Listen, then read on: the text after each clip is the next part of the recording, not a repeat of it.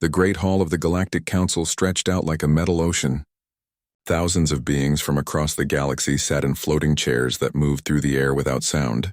Some looked like walking crystals that caught the light and threw rainbows on the walls. Others were made of pure energy that shifted colors as they spoke. A few had tentacles instead of arms, while others had too many eyes to count. Kang De-ho sat in the human section, which was placed far in the back corner. The chair was old and made uncomfortable sounds when he moved. His black suit looked plain next to the glowing robes and metal armor worn by other species. Next to him, Park So-min checked her tablet again. Her face showed no emotion, but her fingers tapped a quiet pattern on the device. "The Void Plague has taken another system," announced Zethtal, the Althari Prime. His crystal body was tall as 3 humans and sparkled like a diamond in the chamber's light.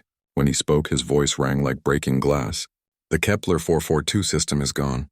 All 7 planets, 30 billion lives." A wave of fear moved through the hall. Some beings made clicking sounds. Others glowed brighter with worry. The Nexari collective speaker, Vexandra, floated higher in the air. She was made of pure blue energy that moved like water in a bottle. "How many systems does this make?" asked a delegate with 6 arms and green skin. 47, Zethtal replied. "The plague moves faster each day. Our scientists cannot understand it. Our weapons cannot stop it." Kang De-ho raised his hand. The simple gesture looked strange among the floating and glowing beings around him. The human delegation would like to speak. A sound like laughter filled the hall, but not the good kind. Zethatal's crystal face turned toward the human section. "The Edge species wishes to contribute?" "How amusing. We have experience with this type of threat," Kang De-ho said. His voice stayed calm and steady. "Earth offers its help and resources." "Resources?" Vexandra's energy form rippled with what might have been amusement. "Your entire fleet has less than 200 ships. The Althari Navy alone has over 50,000 vessels. Your technology is barely past chemical rockets," added another delegate. "What could you possibly offer against a force that consumes entire star systems?" Park So-min leaned forward slightly. Her eyes met Kang De-ho's for just a moment. In that look was something the other species could not see. Something that spoke of shared knowledge and careful secrets. "We understand the nature of this enemy," Kang De-ho continued. "We know how it spreads and how it feeds. We can help." The hall erupted in sounds. Some beings clicked their displeasure. Others flashed angry colors. A delegate with a trunk like an elephant waved it dismissively. "The humans have been in space for barely 300 years, Zethtal said. "We Althari have ruled the stars for over 10,000 years. The Nexari existed when your son was young. Do you really think your primitive species has answers we do not?" "Sometimes," Kang De-ho said quietly. "The newest voice sees what the oldest eyes have missed." "Enough." Vexandra's energy form pulsed red. "We waste time on empty words from edge dwellers. The real civilizations must find real solutions." The debate continued for hours. Species after species spoke of their failed attempts to stop the plague. The crystal beings had tried their matter disruptors. The energy beings had used their reality shapers. The machine species had sent their war fleets. Nothing worked. The void plague kept growing, eating everything in its path. During the discussions, Park So-min typed on her tablet. To anyone watching, she appeared to be taking notes. But the symbols on her screen were not words any alien in the hall would recognize. They were coordinates, dates, code names that had not been spoken aloud in 3 centuries. "Project Silent Dawn," she typed. "Authorization Omega Black." Kang De-ho saw the message and gave the smallest nod. His face remained calm, but behind his eyes was the weight of terrible knowledge. Knowledge that could save the galaxy. Knowledge that could also destroy it. "The humans will be permitted to observe only," Zethtal finally announced.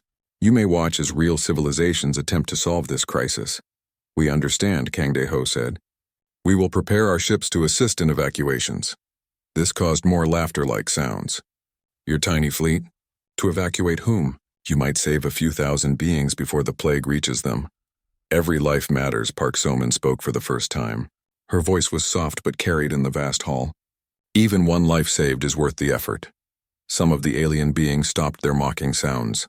There was something in the human woman's voice that made them pause. Not fear or anger, but something deeper. Something that spoke of experience with loss. The session ended with assignments given to the major powers. The Althari would mobilize their vast fleets. The Nexari would use their energy manipulation to try to contain the plague. The machine species would analyze the threat with their quantum computers. Dozens of other civilizations received important tasks. The humans were told to stay out of the way. As the delegates filed out of the Great Hall, Kang Dae-ho and Park So-min walked slowly toward the exit. Other species rushed past them, their movements urgent with fear and purpose. No one paid attention to the two humans in their simple clothes. How long? Park So-min asked quietly. At current spread rate, 6 months before it reaches the core worlds, Kang Dae-ho replied. 3 weeks before they become desperate enough to listen. And if we act now, the galaxy learns what we really are, what we really did, what we can really do. Kang Dae-ho stopped walking. Are we ready for that conversation? Park So-min looked back at the Great Hall where the most powerful beings in the galaxy planned their desperate defense. They think we're primitives playing with fire. They have no idea we already burned down the universe once and rebuilt it. The silence protocol has kept the peace for 300 years, Kang Dae-ho said. Breaking it changes everything. Everything is already changing, Park So-min replied. The plague is back. Somehow it survived what we did to its creators. The question is not whether we break the protocol. The question is whether we let the galaxy die to preserve our secret. They reached the exit where their simple shuttle waited. It looked like a child's toy next to the massive crystal ships and energy vessels of the other species. But inside that plain hull were systems that no other species could imagine. Weapons that could reach across dimensions. Engines that bent space and time. Technologies that had been hidden away because they were too dangerous for any civilization to possess. As they boarded their shuttle, Kang Dae-ho sent a message to Earth. 3 words that had not been transmitted in 3 centuries. Protocol 7 active. On distant Earth, in hidden bunkers and secret facilities, machines that had slept for 300 years began to wake up. Scientists and soldiers who had sworn oaths of silence prepared to break them. The galaxy was about to learn that the quiet species on the edge of their maps had been keeping terrible secrets. The shuttle departed the council station and jumped to hyperspace. As it vanished into the void between stars, neither human looked back at the seat of galactic power. They had work to do. The real war was about to begin. The colony of New Busan sat on the edge of human space, closer to the void plague than any major alien world. Yet the streets were calm. Children played in the parks while their parents went about their daily work. The only sign of concern was the steady stream of transport ships arriving and leaving the orbital station. Lee Jae-wook stood in the colony's command center, watching the evacuation numbers on his screens. As the colony administrator, he should have been panicking. The plague was only 2 systems away, but Lee had seen these procedures before, even though the colony records showed this was the first time they had ever been used. Transport Fleet 7 has finished loading, reported his assistant. 30,000 people safely aboard. Good, Lee said. Send them to Rally Point Tango. Make sure they follow the dimensional wake protocols.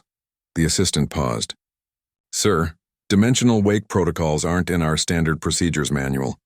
Lee caught himself. He had been using knowledge that officially did not exist. Of course, I meant the standard hyperspace safety protocols. But the assistant was already typing commands that she somehow knew by heart. Commands that created energy signatures designed to confuse sensors that searched for specific types of matter. The entire evacuation was being run by procedures that no one remembered learning, but everyone seemed to know. 3 systems away, Kim Soo-jin stood in the ruins of an ancient city.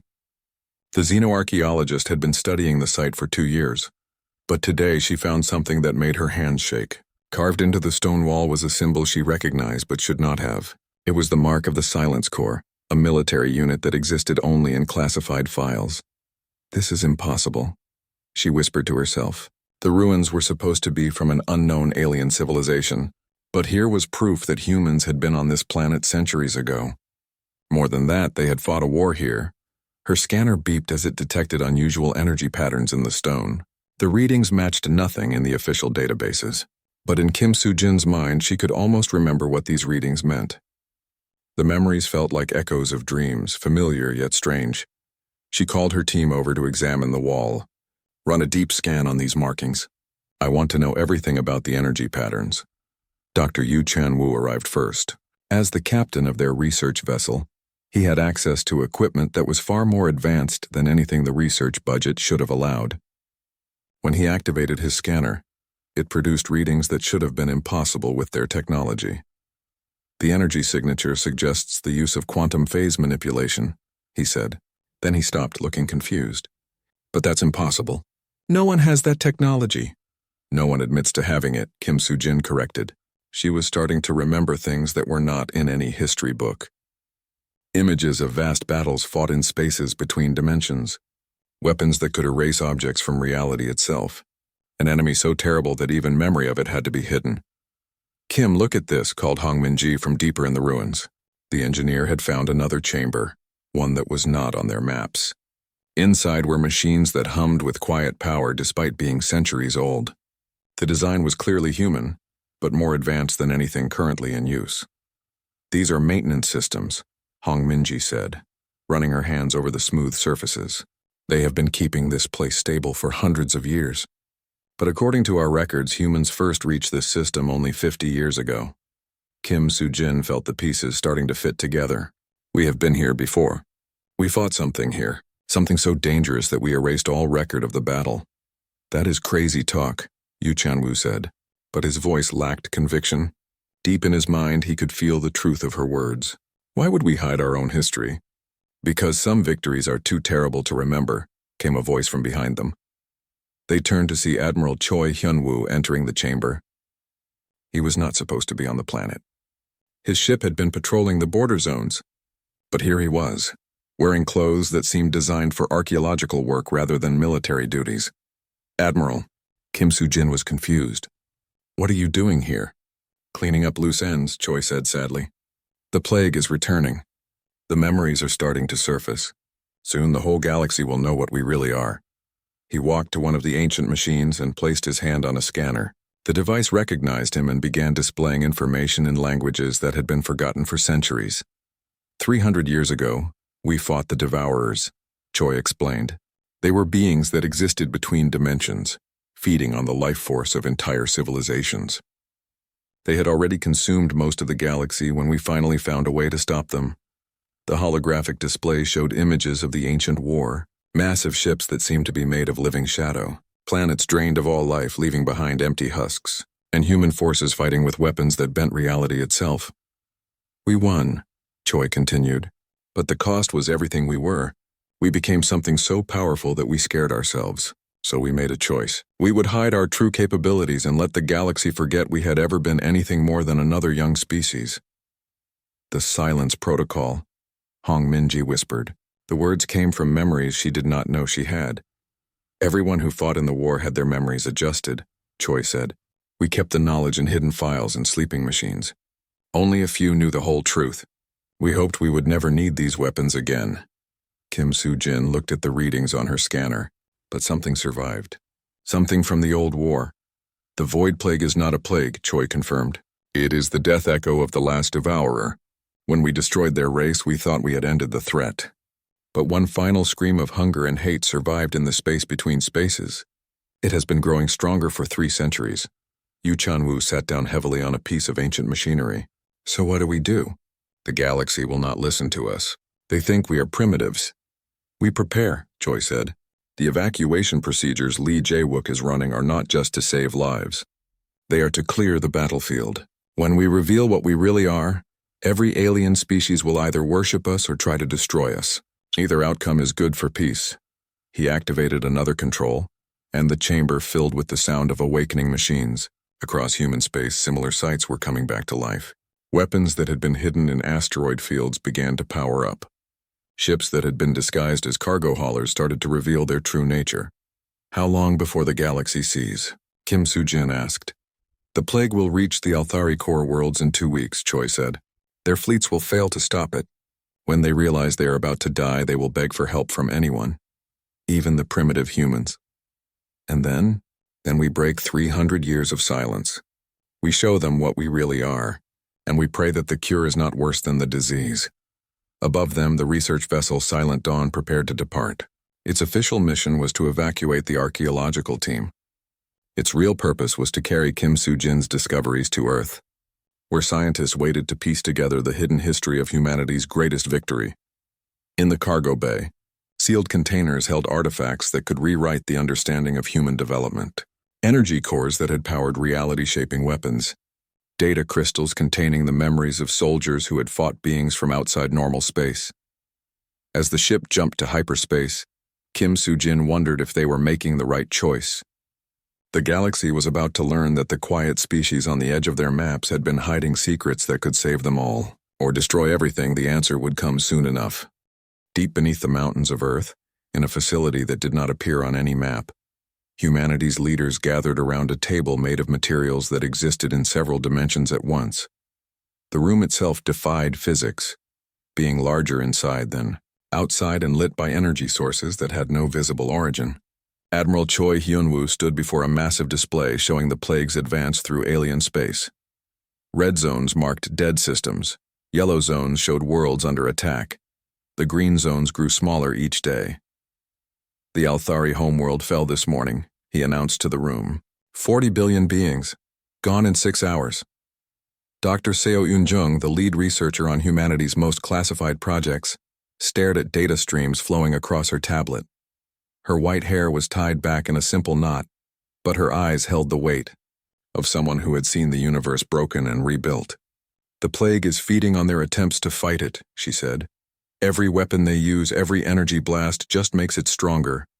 They do not understand what they are facing.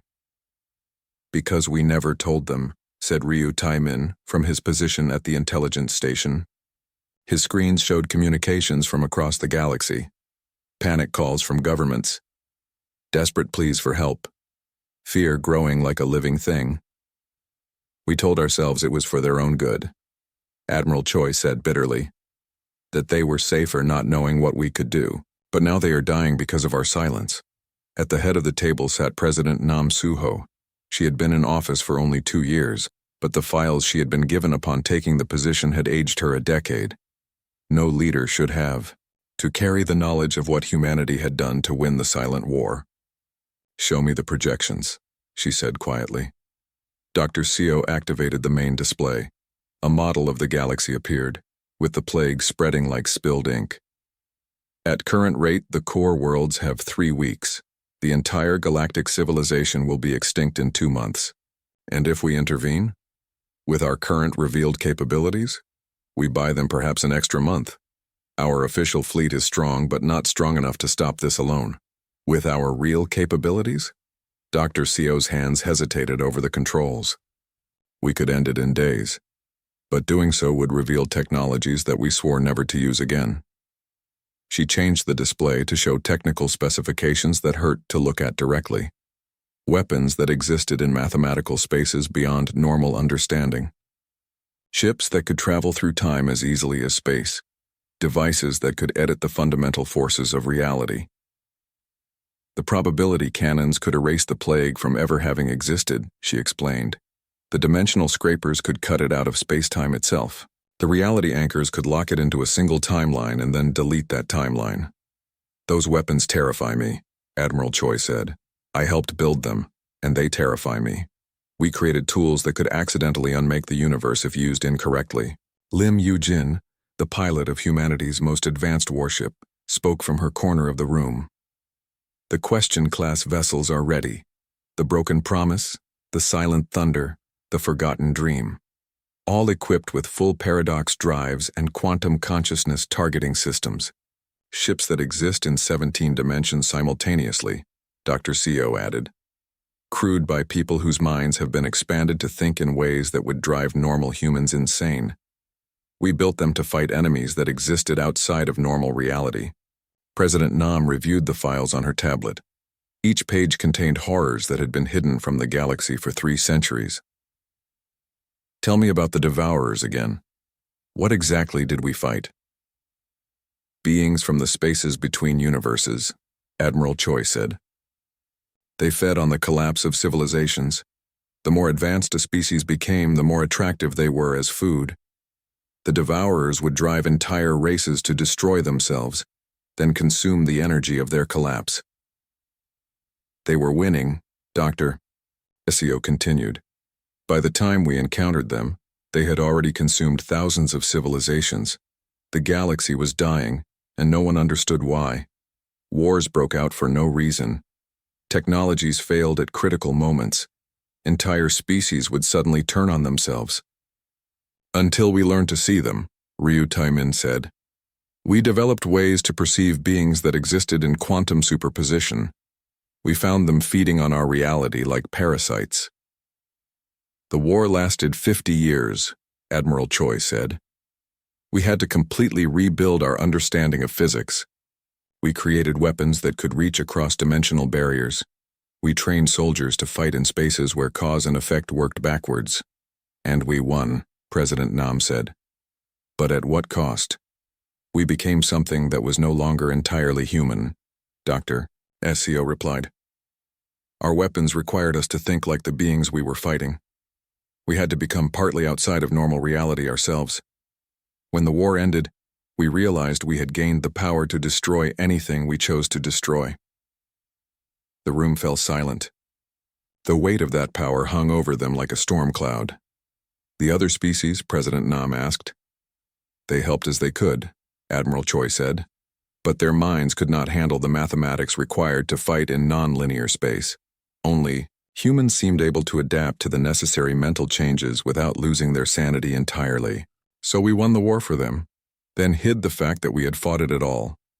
We thought it was the right choice, Dr. Seo said. If the galaxy knew what we were capable of, they would either try to worship us or destroy us. Neither option led to peace. Lim Yu-jin stood and walked to the display showing the plague's advance. The decision is simple. We let them die, or we save them and accept the consequences. The consequences include the possibility of civil war across the galaxy, Ryu Taimin warned. Some species will demand we share our technology. Others will declare us too dangerous to exist. The peace we have maintained for 3 centuries will shatter. The peace is already shattered, President Nam said firmly. The galaxy is dying. Our choice is not whether to reveal our secrets. Our choice is whether to let billions die to protect those secrets. She stood and walked to a wall panel that had no visible controls. Placing her hand against it, she spoke clearly. I authorize the release of silence protocol locks. Full disclosure of human capabilities. May God forgive us for what we are about to unleash.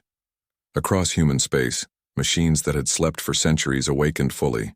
In hidden shipyards, vessels that dwarfed anything in the known galaxy began their startup sequences.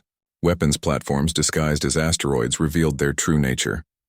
The human fleet, which the galaxy believed numbered less than 200 ships, suddenly showed its real size. Over 10,000 vessels equipped with technology that redefined what was possible. How long before the galaxy notices? President Nam asked.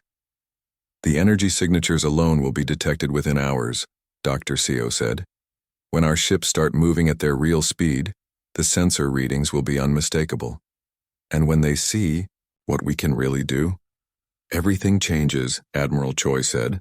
The galaxy learns that the primitive species on the edge of their maps has been protecting them from threats they cannot imagine, and that we have the power to unmake them all with a thought. President Nam looked at the display showing the plague's advance toward the core worlds. Then we had better make sure they understand we are still their protectors, not their conquerors. That, Dr. Seo said quietly, will be the hardest battle of all. The Galactic Council chamber had never been so quiet. Representatives from across the galaxy sat in their floating chairs, staring at the data displays that showed impossible readings. According to every sensor and every record, the void plague had never existed. Reality itself had been edited to remove all trace of the threat that had nearly destroyed civilization. But they remembered. Fragments of memory clung to their minds like half-forgotten nightmares. Images of dying worlds, the taste of fear, the sound of their own desperate calls for help. And through it all, the quiet arrival of human ships that moved like ghosts through space itself. Kang De-ho stood in the human section, but now his simple chair had been moved to the center of the hall. Every eye in the chamber was focused on him. The dismissive laughter was gone. In its place was something between awe and terror. President Nam Suho had arrived that morning on a ship that had appeared without warning in the station's docking bay. Her vessel, officially called a diplomatic transport, had energy readings that suggested it could destroy the entire council station without effort. She now sat beside Kang Dae-ho, her presence changing the entire dynamic of the chamber. "The plague is gone," announced Zethtal, his crystal form dimmer than usual. "All traces removed. 47 star systems restored to their previous state. No evidence remains that any attack ever occurred. Except our memories," added Vexandra. Her energy form was more stable now, but she flickered occasionally as if struggling to maintain coherence. "We remember the fear. We remember the dying. We remember calling for help. And we remember who answered," said a delegate with tentacles that trembled as he spoke. All attention turned to President Nam Soo-ho. She stood slowly, her simple human appearance somehow commanding more respect than the most elaborate alien forms in the hall. "Yes," she said quietly. "We answered. How?" The question came from dozens of species at once. "How did you do what you did? How did you erase something from existence itself?" Nam Soo-ho looked around the chamber, seeing the fear and wonder in every alien face. "We learned during the Silent War. 300 years ago we fought beings called the Devourers. They existed in the spaces between realities, feeding on the collapse of civilizations. We have no record of this war," Zethtal protested. "Because we erased it," Nam Soo-ho replied. "We won, but the cost was everything we were. We became something that scared us more than the enemy we had defeated. So we made a choice. We would hide our capabilities and let the galaxy forget that the war had ever happened." The chamber erupted in voices. Some demanded proof. Others asked for details. A few accused humanity of lying. But underneath all the noise was a deeper current of understanding. The galaxy was beginning to grasp the truth of what they had witnessed. Captain John Mi-young entered the chamber through a door that had not been there moments before. Her ship, the Silent Guardian, specialized in dimensional manipulation. She carried with her a device that looked like a simple crystal, but held memories that had been locked away for centuries. "Would you like to see?" she asked the assembly. Before anyone could answer, the device activated. The chamber filled with images from the Silent War. Vast battles fought in spaces that had no names. Human ships that existed in 17 dimensions simultaneously. Weapons that could edit the fundamental forces of reality. And the enemy. Beings of pure hunger that fed on the collapse of hope itself. Creatures that turned civilizations against themselves for the pleasure of watching them die. The Devourers had been winning until humanity learned to fight them on their own terms. "We became gardeners of reality," Nam Soo-ho explained as the images continued. "We learned to tend the garden of space and time itself. But gardeners with too much power can accidentally kill what they are trying to protect. So you hid," Vexandra said. "You pretended to be weak." "We were not pretending," Nam Soo-ho corrected. "We chose to be weak. We locked away our weapons and our knowledge. We let you dismiss us as primitives because it was safer for everyone if we remained unknown. But the plague returned," Zethtal said. "The death echo of the last devourer," Captain Jian confirmed. "We thought we had ended the threat completely. But one final scream of hunger and hate survived in the quantum foam. It has been growing stronger for 3 centuries. And now it is gone," said a delegate with 6 arms and worry in her voice. "You have saved us all. What do you want in return?" The question hung in the air like a blade. This was the moment every human had been dreading. What did a species that could rewrite reality itself want from those they had saved? "We want," Nam Soo-ho said carefully, "to give you a choice." She activated a holographic display that showed 2 possible futures. In one, the galaxy knew the full truth about humanity's capabilities. Wars broke out as species tried to steal human technology or destroy humanity before they could use their power. Fear and paranoia replaced the peace that had existed for centuries. In the other future, the galaxy remembered only that humanity had helped during a crisis. The details would fade like half-remembered dreams. The weapons would be hidden again. The terrible knowledge would be locked away. "You can remember everything," Nam Soo-ho said. "You can know exactly what we are and what we can do. You can live with the knowledge that beings exist among you who could unmake your entire civilization with a thought. Or," Zethtal asked, "or we adjust the memories. You will remember that we helped. You will remember that you owe us a debt of gratitude, but the details will fade. You will go back to thinking of us as the quiet species on the edge of your maps." The chamber fell silent again. The choice was impossible. Knowledge or peace. Truth or security? If we choose to remember, Vexandra asked, what guarantee do we have that you will not use your power against us? The same guarantee you have always had, Namsuho replied. Our restraint. For 300 years we have possessed the power to rule the galaxy. Instead, we chose to protect it from threats you could not see. And if we choose to forget, then things return to the way they were. We go back to being the edge species that no one takes seriously. We continue to protect you from threats that exist beyond your understanding. And we hope that when the next crisis comes, we will be strong enough to handle it without revealing ourselves again. The debate that followed lasted for hours. Species argued among themselves and with each other. Some demanded to keep their memories, insisting that the galaxy had a right to know the truth. Others begged for the gentle forgetting, afraid of what knowledge of humanity's power would do to interstellar relations. In the end, the vote was not even close. Fear won over curiosity. Security won over truth. We choose to forget, Zethtal announced for the majority. Namsuho nodded sadly. Very well. Captain John activated another device. This one was smaller, more subtle. It did not erase memories completely, but instead made them fuzzy and uncertain. The galaxy would remember that humanity had helped during a crisis. They would remember being grateful. But the specific details of human capabilities would fade like morning mist. It is done, Jian announced. Already the alien delegates were looking confused. They knew something important had happened, but the details were slipping away. They looked at the humans with a mixture of gratitude and puzzlement, unable to remember exactly why they felt so thankful. The human delegation has our thanks, Zethtal said formally, though he could no longer remember exactly what for. Your assistance during the recent difficulties will not be forgotten. We are honored to have been of service, Kang Deho replied. The session ended with polite applause and formal exchanges of diplomatic courtesy. The alien delegates filed out, chatting among themselves about trade agreements and territorial disputes. The crisis was over, though none of them could quite remember what the crisis had been. Within hours, the human fleet had vanished again. Their ships slipped back into hidden dimensions, their weapons powered down to sleep mode. The galaxy returned to normal, with humanity once again dismissed as a minor species on the edge of known space. But in the depths of space, at monitoring stations that existed in 17 dimensions simultaneously, human observers continued their watch. They scanned for threats that existed beyond normal reality. They maintained weapons that could edit the fabric of existence itself. Captain John Mi Young stood on the bridge of Silent Guardian as it patrolled the boundary between normal space and the void beyond.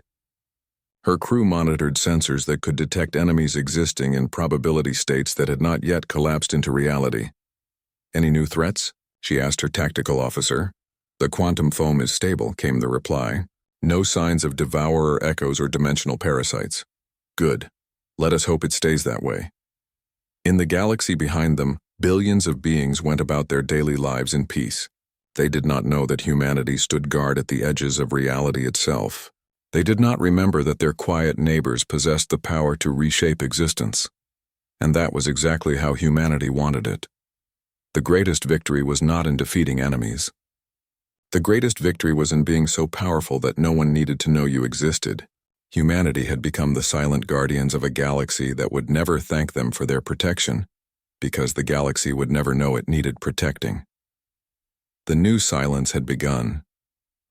The human fleet emerged from hyperspace like ghosts becoming solid. Where moments before there had been empty space, now floated ships that made no sense to normal physics.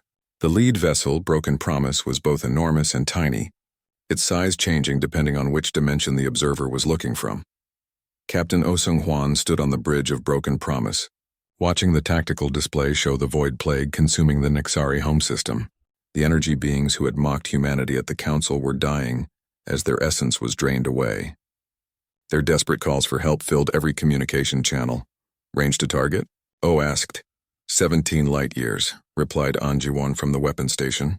The plague entities are in full feeding mode. They are not trying to hide anymore. Bae Dong-hyun worked at navigation, his hands moving over controls that existed in spaces normal humans could not see. Probability drives online. I have calculated optimal approach vectors through dimensional fold space. Communications patch me through to the Nexari defense fleet. O ordered. Jung Hyo-rim's fingers danced over her console. Connection established. They are asking who we are and how we got past their sensor net. Tell them, O said calmly, that the humans have arrived. On the main screen appeared Admiral Vexandra, her energy form flickering with fear and confusion. Human vessel. How did you reach us so quickly? Our fastest ships could not travel that distance in less than 6 days. We took a shortcut, O replied. Admiral, we are here to help, but you need to withdraw your forces immediately. Withdraw? We are the Nexari Collective. We do not retreat from any enemy. You are retreating from the wrong enemy, O said patiently. What you are fighting is not the real threat. The plague entities you see are just echoes. The real devourer exists in the spaces between your attacks. Vexandra's form pulsed with anger. You dare lecture us? Your primitive ships cannot even survive in our energy fields. To prove her point, she ordered one of her vessels to approach the human fleet. The Nexari ship was a beautiful construct of living energy, crackling with power that could destroy planets. As it moved closer to Broken Promise, its sensors detected something impossible. The human ship, the Nexari captain reported in confusion, it reads as being in 7 different locations at once. Because it is. O explained calmly. We exist in multiple dimensions simultaneously. Your energy weapons cannot target something that is only partly in your reality. On the bridge of Broken Promise, An Jiwan was preparing weapons that had no names in any language the galaxy knew. Reality distortion arrays are charged. Quantum erasure cannons are ready. Probability locks are in place. The plague entities are moving toward the inner planets, Bei Donghyun reported. I count 47 major manifestations and thousands of smaller ones. Begin the cleansing, O ordered. What happened next broke every law of physics the galaxy understood. The human ships did not fire energy beams or launch missiles. Instead, they simply decided that the plague entities had never existed. Reality bent around the human vessels. Space itself became fluid, allowing them to edit the fundamental rules of existence. Where the plague had been consuming planets, now those planets were whole and untouched. Where billions had died, now they lived again, with no memory of ever being in danger. The Nexari fleet watched in horror and awe as the humans casually rewrote causality itself. Entire star systems were restored to their previous state, as if nothing had ever happened. The plague entities simply stopped existing, not destroyed but edited out of reality entirely. Impossible, Vexandra whispered. No one has that level of control over fundamental forces. We learned it during the Silent War, O replied. When you fight beings that exist outside normal reality, you must learn to step outside normal reality yourself. The cleansing continued across the system. Each human ship operated independently, their crews working with technology that required them to think in ways that would drive normal minds insane. They moved through dimensions like walking through rooms, appearing wherever they needed to be. An Jiwan targeted a massive plague entity that was draining the life from a gas giant. Her weapons did not destroy it. Instead, they convinced the universe that the entity had never been there. The gas giant was suddenly whole again, its stolen energy restored to precisely the state it had been before the attack. How are you doing this? Demanded a Nexari commander. Quantum consciousness targeting, Jung Hyorim explained. We identify the probability threads that led to the plague's existence. Then we snip those threads. The universe rebuilds itself along more favorable timelines. You are changing history itself. We are correcting it, O said firmly. The plague should never have existed. We are simply making reality match what should have been. The battle, if it could be called that, lasted only 3 hours. When it was over, the Nexari home system was completely restored. Every planet, every life, every structure was exactly as it had been before the plague arrived. The only evidence that anything had happened was the presence of the human fleet. But across the galaxy, other species had been watching. Their sensors had detected energy readings that broke their understanding of what was possible. They had seen planets restored from nothing. They had watched the humans edit reality itself. The secret was out. Captain, Jung Hyorim reported, we are receiving communications from across the galaxy. Everyone wants to know what we are and what we just did. O looked at the tactical display.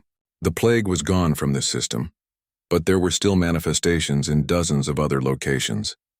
Tell them the truth. Tell them that humanity has been protecting them for 3 centuries. And tell them we are not finished yet. Where to next? Bei Donghyun asked. The Althari core worlds. If any of them survive the initial attack, they will need immediate assistance. The human fleet prepared to jump again. As they moved toward their next destination, they left behind a galaxy that would never be the same.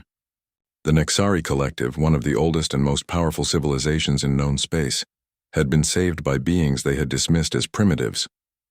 But now they knew the truth. Humanity was not primitive. Humanity was something far more terrifying and wonderful than anyone had imagined. They were gardeners of reality itself, quietly tending the galaxy and protecting it from threats that existed beyond normal understanding. The question now was whether the galaxy could handle that truth. As Broken Promise jumped into hyperspace, its crew prepared for the hardest part of their mission. They had revealed their capabilities to save lives. Now they would have to deal with the consequences of that revelation. The galaxy would demand answers. Some would want to worship humanity. Others would want to destroy them. A few might try to steal their technology. All of those reactions would be dangerous. But for now, Oh Seung-hwan focused on the immediate task. There were still plague manifestations to erase, still lives to save, still reality to repair. The real challenge would come later when the shooting stopped and the politics began.